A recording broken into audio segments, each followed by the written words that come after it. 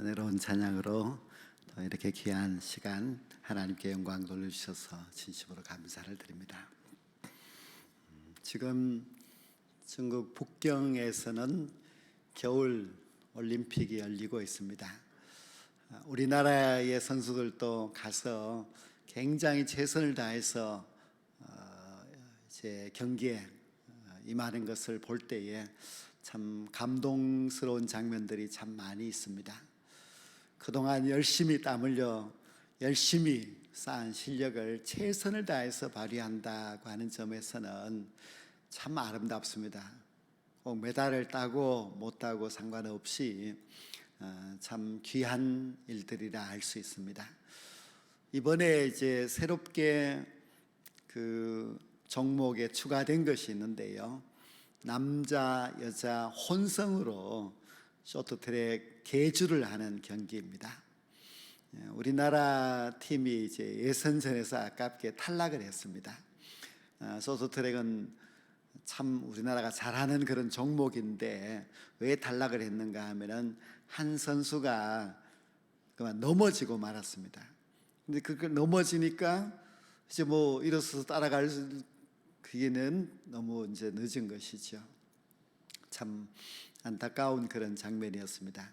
우리가 뭐 어릴 때도 다 계주를 해보고 알 수 있지만은 한 사람이 좀 잘못을 해도 아주 이제 결정적인 그런 이제 차이가 나게 되고 하는 것을 볼 때에 다 같이 힘을 모아서 잘한다고 하는 것이 얼마나 참 아름다운가 하는 것을 알 수가 있습니다.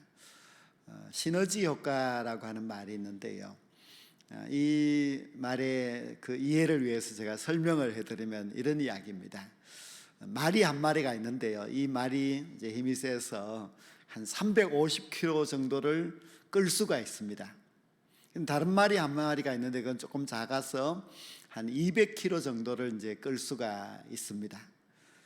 그러면은 이 두 개의 말을 이제 합쳐서 그렇게 멍에를 메고 해서 끌면은 350kg와 200kg 해서 550kg를 끌 수 있느냐 하면 그렇지 않고요, 한 1000kg를 끌고 갈 수 있다고 합니다.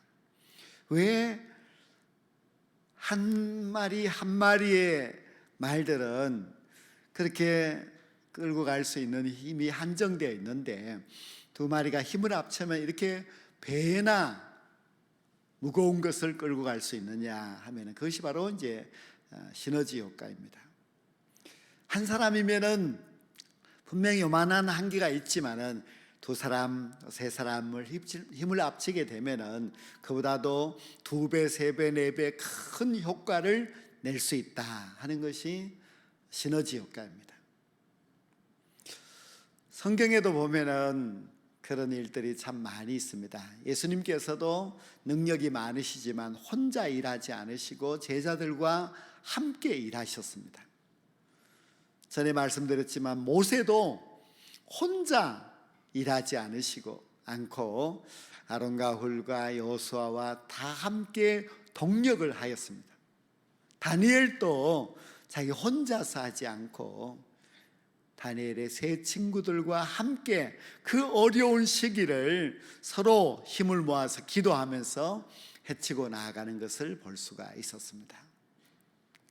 그래서 세상의 모든 일들도 한 사람이 하는 것보다는 함께 하는 것이 더 효과적인 것처럼 우리의 신앙도 마찬가지입니다. 우리 혼자서 신앙생활 하는 것보다는 함께 신앙생활하고 서로 협력하여서 함께 주의 일을 감당하게 되면 훨씬 더 효과가 있고 훨씬 더 신앙생활에 즐거움이 많이 있습니다.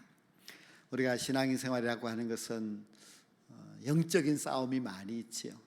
근데 영적인 싸움은 혼자 막 싸우면은 지치고 넘어지기 쉽지만은 그러나 이 영적인 싸움이 다른 성도들과 함께 힘을 합쳐서 싸우면은 거뜬하게 이기는 경우가 참 많이 있습니다. 그래서 우리는 신앙의 동력자와 함께하는 것이 참 좋고요, 신앙의 동력자와 힘을 모아서 함께 신앙생활, 함께 신앙의 싸움을 싸워 나아가게 될 때에 얼마든지 더 큰 효과, 더 큰 승리를 거두게 될 줄로 믿습니다. 우리가 모세와 여호수아를 예를 들어 보면은 함께가 얼마나 중요한지 모릅니다. 모세는 기도의 사람입니다. 모세는 기도를 너무너무 잘하고 하나님과 아주 교통하는 사람이죠. 여호수아도 젊으니까 전쟁을 아마 잘하는 그런 사람일 수 있습니다. 그런데 모세가 나는 기도를 혼자도 잘할 수 있어 하고 혼자 산 위에 올라갔다면은 모세의 발이 점점 내려왔을 때 이스라엘 군대가 전쟁에서 패하지 않았습니까? 근데 거기에 아론과 훌이 따라가서 모세의 양팔을 높이 들어주었기 때문에 전쟁에서 이겼습니다. 아론과 훌이 없었다면은 어떻게 되었을까? 전쟁에서 패하고 이스라엘은 아주 형편없이 되었겠지요. 여호수아도 무술이 뛰어나고 지도력이 있다고 해서 여호수아 혼자 싸웠다면은 이기지 못했습니다. 손을 들어 기도해 주는 모세가 있었기 때문에 전쟁에서 이길 수가 있었습니다. 이처럼 함께 동력하여서 함께 싸워 나아간다는 것은 얼마나 중요한지 모릅니다. 근데 저는 우리 교회 성도들을 보면서 안타까운 분들을 보게 됩니다. 혼자 교회 나와서 혼자 조용히 예배를 드리다가 이제 돌아가셔요. 어떤 분들은 이제 부부가 와서 신앙생활을 하는데요, 다른 아는 사람이 없는 것 같아요. 그냥 그 둘 부부밖에 없는 것 같아요. 그래서 그냥 예배 마치면은 누구와 인사하고 누구와 가까이 지내는 것도 없이 그냥 집으로 돌아가시는데, 정말 신앙생활이 저렇게 하면은 무슨 힘이 있을까, 무슨 즐거움이 있을까, 그런 생각을 들면은 참 안타까운 마음이 있습니다. 혹시 이 자리에도 그런 분이 있다면 오늘 말씀을 듣고 좀 마음을 바꾸시면 참 좋을 것 같습니다. 하나님께서 이 세상을 창조하시고 아담을 창조하셨어요. 아담이 혼자밖에 없었어요. 근데 하나님께서 아담이 홀로 있는 것을 보시고 안타까운 마음이 들어서 그를 돕는 배필 하와를 만드셨지요. 그래서 하나님은 아담과 하와가 함께 하기를 원하셨습니다. 근데 어느 날 하와가 혼자 있었습니다.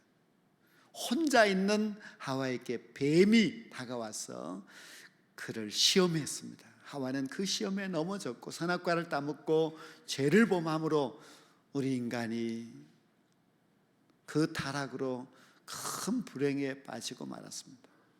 그때 아담이 같이 있었으면 어떻게 했을까? 아담과 하와가 그 뱀의 유혹을 함께 물리쳤으면 얼마나 좋았을까 하는 그런 생각이 듭니다. 우리도 혼자 있으면 시험에 빠질 수가 있습니다. 혼자 싸우다 보면 지쳐서 쓰러질 때가 많이 있습니다.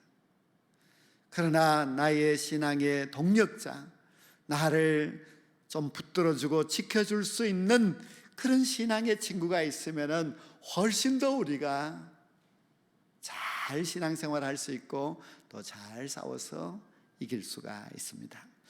오늘 이 전도서 말씀을 보면은 두 사람이 한 사람보다 낫다, 그렇게 시작을 하면서 혹시 한 사람이 있다가 그 사람이 넘어져 버리면은 그를 일으켜 줄 사람이 없으니 참 불쌍하다. 그러나 두 사람이 있다가 한 사람이 넘어졌을 때에 그 동무가 그를 일으켜 세워줄 수 있으니 그것이 참 복이다 하는 그런 말씀을 이제 하고 있습니다.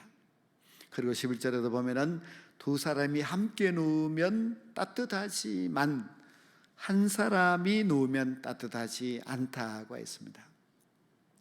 이 말씀은 이제 부부에 대한 말씀이기도 하지요.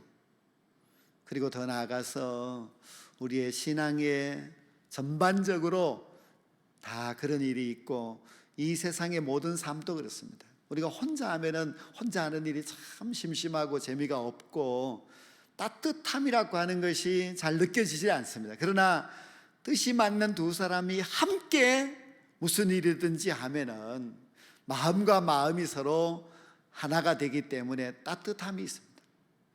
꼭 뭐 이불 덮고 누워 있는 그것만이 아니라 세상의 모든 일들이 두 사람이 함께하면 따뜻한 마음이 있게 되고 따뜻함의 결과가 있을 수 있습니다. 그래서 따뜻함, 그것은 바로 함께할 때에 따뜻함이 있다는 것을 기억하고, 우리가 배우자와 함께 또는 좋은 친구와 함께 하는 삶이 참 중요합니다. 자살을 하려고 했던 한 사람의 이야기를 제가 들었습니다. 그런 인생이 정말 절망스러워서 죽어버려야 되겠다 마음먹고 바닷가 높은 곳에서 뛰어내리려고 서 있었습니다. 그런데 보통 자살을 하려고 하는 사람들이 그 마지막 순간에 그래도 누군가 한 사람에게는 연락을 하고 싶은 마음이 생긴대요. 그래서 이 사람도 친구에게 전화를 했습니다. 내가 사실 더 이상 살 희망이 없어서 지금 죽으려고 한다 했을 때에 그 친구가 죽지 마라. 너 지금 어디에 있느냐? 내가 지금 당장 너에게로 달려갈게. 그래서 죽지를 못했대요. 근데 그 친구가 죽지 마. 내가 지금 너에게로 갈게. 그렇게 말해줄 수 있는 그런 친구 한 명만 있다고 한다면은 아마 사람들이 그렇게 자살해서 죽고 하지 않을 겁니다. 우리에게도 그런 사람이 있습니까? 우리 한 사람 한 사람이 정말 내가 절망적인 그런 인생을 살고 낙담하고 있을 때에 우리에게 너 지금 어디에 있어? 내가 너에게로 달려갈게. 그렇게 말해줄 수 있는 그런 친구, 그런 사람이 우리에게도 꼭 있어야만 합니다. 오늘 이 본문 말씀 마지막 절인 12절에서는 한 사람이면 패하겠지만 두 사람이면 맞설 수 있다고 하였고, 또 세 겹줄은 쉽게 끊어지지 아니하느니라고 했습니다. 세 겹줄은 쉽게 끊어지지 않는다는 것은 이제 오래된 속담인데요. 근데 이 전도서 말씀에서 한 사람과 두 사람을 계속해서 비유하고 있습니다. 한 사람이면은 좀 뭔가 부족하고 불행하지만은, 그러나 두 사람만 되어도 이길 수 있다, 일으킬 수 있다, 반드시 복이 있다 하는 것을 가르쳐 주고 있습니다. 그런 이야기가 있지요. 어떤 힘을 자랑하는 사람에게 화살을 하나 주면서 이거 부러뜨려 봐 했더니 그 화살을 자기 무릎에다 대고 힘껏 내리쳐서 부러뜨렸습니다. 화살 2개를 주면서 이것도 한번 부러뜨려 봐 했더니 화살 2개도 부러뜨렸습니다. 3개를 주면서 한번 부러뜨려 봐 했더니 3개는 아무리 힘을 줘도 부러지지 않더라 하는 이야기입니다. 화살 하나를 보면은 굉장히 약해 보이지 않습니까? 그러나 그것이 3개가 되어서 뭉쳐지면은 그것도 강한 힘이 있다는 뜻입니다. 그래서 무엇이든지 우리 힘은 작은 것 같지만 함께 2겹, 3겹이 되게 되면은 엄청난 힘을 발휘할 수가 있습니다. 마태복음 18장 20절에서 예수님이 이런 말씀을 하셨습니다. 2-3 사람이 내 이름으로 모인 곳에는 나도 그들 중에 있느니라. 예수님께서 2 사람도 괜찮고 3 사람도 괜찮고 그들이 내 이름으로, 즉 신앙으로 모여 있으면 내가 그들 중에 있겠다 했습니다. 예수님이 뭐 꼭 수백 명이 모여서 대단한 사람들이 모여 있어야 내가 그들 중에 있겠다는 말씀이 아니고, 가장 기본적인 단위 2-3 사람만 믿음으로 모여 있다 할지라도 내가 거기에 있겠다, 그렇게 약속하셨습니다. 예수님께서는 2-3 사람이라고 하는 그런 소그룹이라고 할지라도 그 작은 소그룹도 아주 귀하게 여기시고 함께 해주시겠다, 그렇게 약속하시는 그런 귀한 말씀입니다. 우리가 창립 110주년을 맞이하여서 가장 그 무엇보다도 우선적으로 지금 하고자 하는 일이 바로 기도연대 운동입니다. 기도연대 운동은 4 사람이 한 조가 되어서 함께 기도하자는 운동인데요. 이 작은 네 사람의 모임이지만은 그러나 그 작은 모임 속에 우리 예수님께서 함께 해주시고 예수님이 우리의 기도를 들어주신다. 그러므로 그 작은 소그룹이 얼마나 축복된 모임인지 알아야 한다는 그런 뜻입니다. 코로나 사태가 장기화되면서 저마다의 고통이 다 있습니다. 우리가 사업을 하는데 사업이 잘 안 된다는 것도 고통이 있지요. 직장에 다니고 있기는 있지만은 직장에 많은 어려움, 손해가 있고 하면은 내 자리가 위태로울까 그런 걱정도 있을 수 있습니다. 또 왕성하게 막 사람들과 만나고 활동하던 사람들이 그 모든 것이 다 제한을 받기 때문에 힘든 점들도 있습니다. 그러나 우리 신앙인들은 그 무엇보다도 힘들어해야 되는 내용이 있는데 그것은 바로 신앙이죠. 내가 정말 지금 신앙생활을 잘하고 있는가? 코로나라고 하는 것을 핑계대고 내가 너무 하나님 앞에 소홀히 하고 있지는 않는가?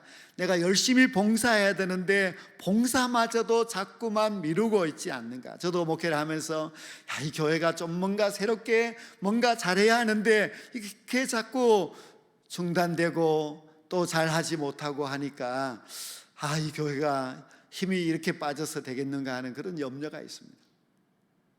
우리가 신앙인이기 때문에 다른 어떤 세상의 모든 일보다도 내 신앙 그리고 내 교회의 생활 이것에 대하여서 우리가 걱정하지 않을 수가 없지요.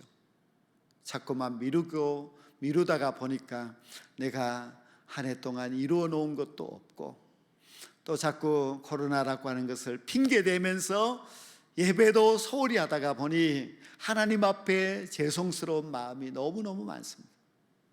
우리가 이렇게 신앙적인 갈등과 고민이 있을 때 우리가 가장 먼저 가장 중요하게 해야 할 일은 바로 기도입니다. 우리가 기도하지 않으면 하나님과 점점 멀어질 수밖에 없고 기도하지 않으면 내 자신의 문제 잘못에 대해서도 깨닫지도 못합니다. 그래서 기도해야 합니다. 다니엘을 보십시오. 그가 유다 나라에 있을 때 신앙의 나라, 신앙의 공동체에서 살다가 바벨론의 포로가 되어서 끌려가서 불신앙의 나라, 우상숭배의 나라에서 살게 되었습니다. 거기는 주일이 되면 예배를 드리자 하는 것도 없는 곳이지요. 그렇게 이방 나라에서 많은 박해도 많은 유혹도 있을 수 있는 그런 바벨론 나라에서 다니엘이 어떻게 신앙을 지켰습니까? 다니엘이 그 많은 유혹과 많은 시험들 속에서 그가 어떻게 일생 동안 하나님을 경외하는 믿음의 사람으로 살았습니까? 그 승리의 비결은 다니엘의 기도에 있습니다. 하루 3번씩 항상 예루살렘을 향하여서 다니엘은 기도했습니다. 기도로서 승리할 수 있었고 기도로서 자신의 신앙을 이방 나라에서도 굳건하게 지킬 수 있었습니다. 물론 우리는 지금 다니엘과 같이 그렇게 아주 절박한 환경은 아니지요. 그러나 우리가 이런 어려울 때에 우리의 신앙을 지킬 수 있는 최고의 길은 기도밖에 없다는 것을 항상 기억해야만 합니다. 우리는 정말 기도해야만 합니다. 안주하고 있을 것이 아니라 매일 3번씩 다니엘처럼 기도하는 시간 가져야 됩니다. 긴 시간이 아니라 할지라도 우리가 시간을 정하고 하나님 앞에 나아갈 수 있어야만 합니다.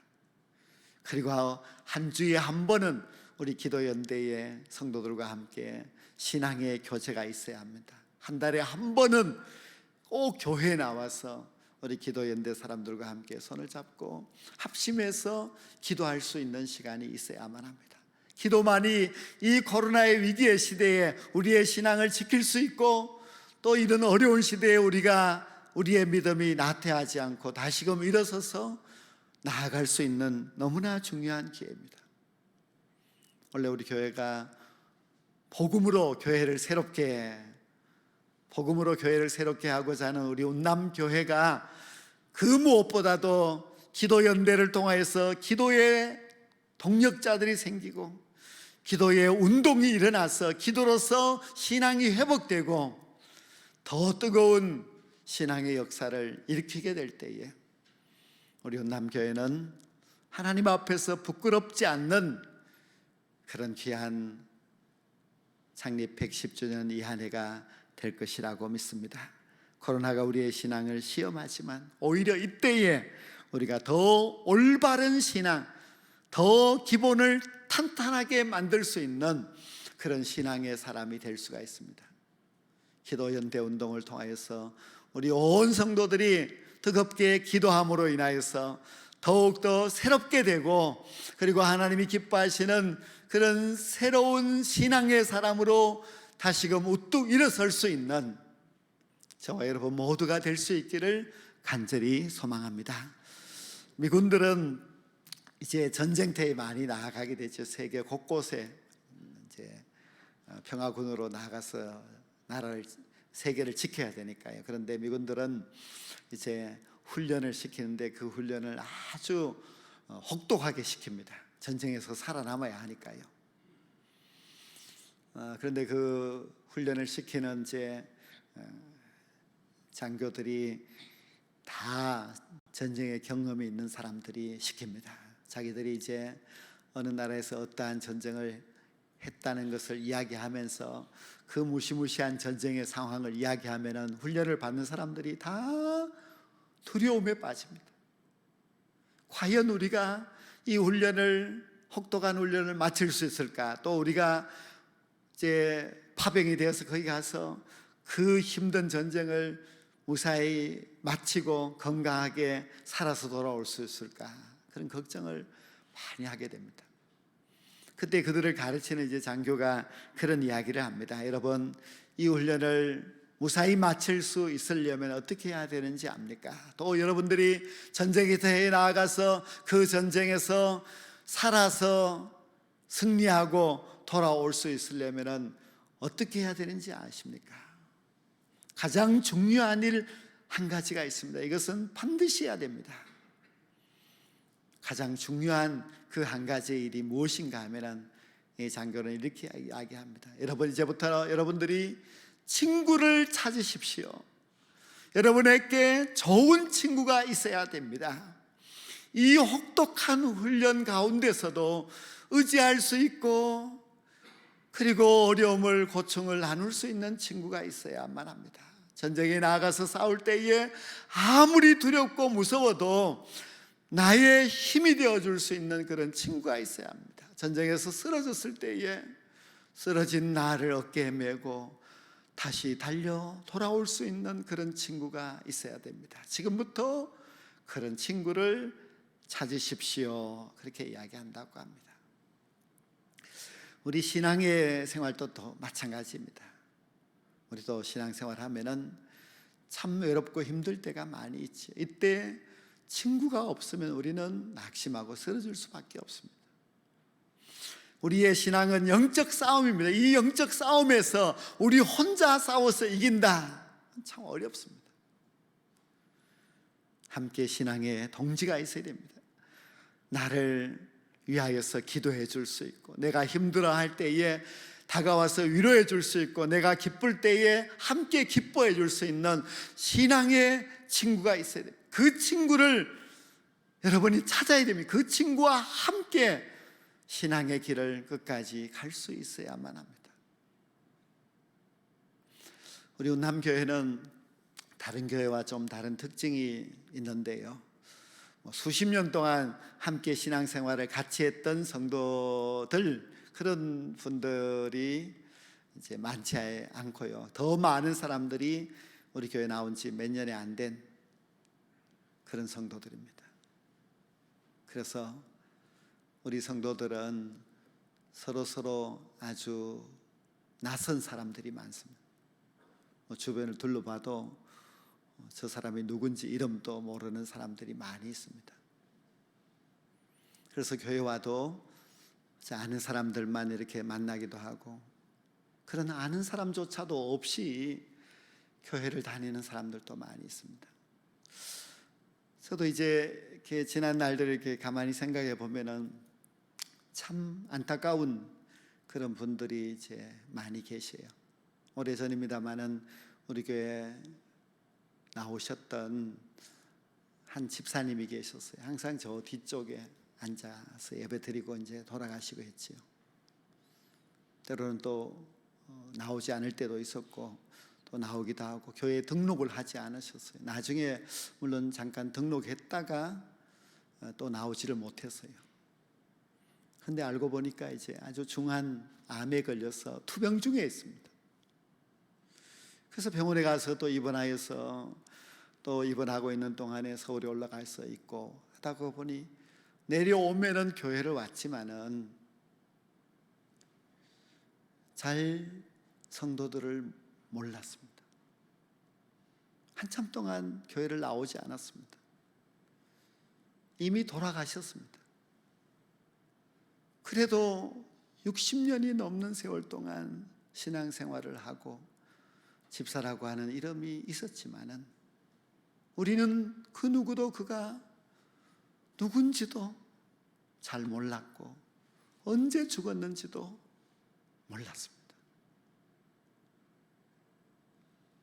그리고 그냥 그 이름이 우리 교회 이름에서 사라지고 말았습니다.